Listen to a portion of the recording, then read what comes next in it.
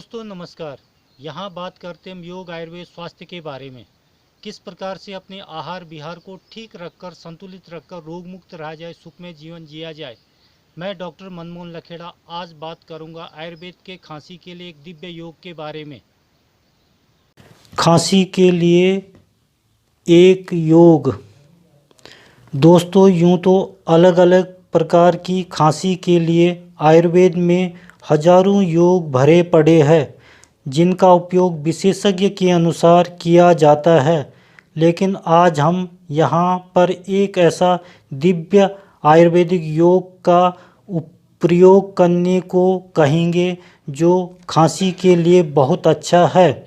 इसमें हरड़, पीपल, सौंठ, काली मिर्च और गुड़, इन सबको बराबर बराबर मात्रा में लेकर पाउडर बना लीजिए और गुड़ में मिलाकर 5-5 ग्राम की टैबलेट बना लीजिए। इसकी मात्रा, इसको दिन में 2 या 3 बार खाने से खांसी ठीक हो जाती है और भूख को बढ़ाती है। तो दोस्तों मिलते हैं अपनी अगली नई वीडियो में। देखते रहिए लखेड़ा आयुर्वेद को।